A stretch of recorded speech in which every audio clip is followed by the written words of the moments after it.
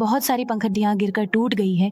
ये वही रोज फ्लावर था जिसके खत्म होने के बाद बेस्ट हमेशा के लिए जानवर ही रहेगा और पैलेस की जितने भी कर्स चीजें हैं वो सारी ऐसी ही रहेंगे, हमेशा के लिए भी जान बन जाएंगी।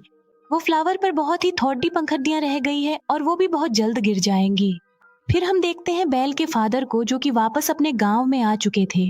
वो सब लोगों को बता रहे होते हैं कि मेरी बेटी की जान खतरे में है।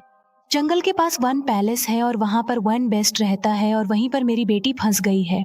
लेकिन कोई भी उनकी इस बात बिलीव करने को तैयार नहीं था, बल्कि वो सिर्फ इस बात को कहानी ही समझ रहे थे।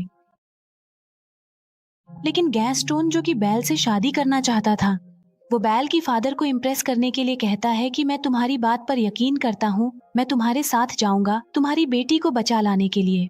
तब गैस्टोन और उसका एक साथी बैल के फादर के लिए जंगल के रास्ते निकल पड़ते हैं। जिस रास्ते पर बैल की फादर गए थे वो रास्ता इन्हें कहीं पर मिलता ही नहीं है। गैस्टोन को इस बात पर काफी गुस्सा आता है। वो बैल की फादर को कहता है कि तुम्हारा दिमाग खराब हो, कोई वेस्ट नहीं होता। गैस्टन बैल के फादर को ये भी कह देता है कि मैं तुम्हारी बेटी से प्यार करता हूँ और मैं उससे शादी करूंगा, जिस पर बैल के फादर कहते हैं तुम्हारे ये ख्वाहिश कभी भी पूरी नहीं हो सकती। इस बात पर स्टोन को काफी गुस्सा आता है। वो बैल की फादर के हाथ पांव बांध देता है और एक ट्रे के नीचे मरने के लिए छौड़ी डीएच कर वहां से चला जाता है, क्योंकि वो भेदियों का इलाका था और भेदिये उन्हें मार कर खा लेंगे। फिर हम वन लेडी को देखते हैं जिससे उसके गांव से निकाल दिया गया था और उसका नाम था आग था।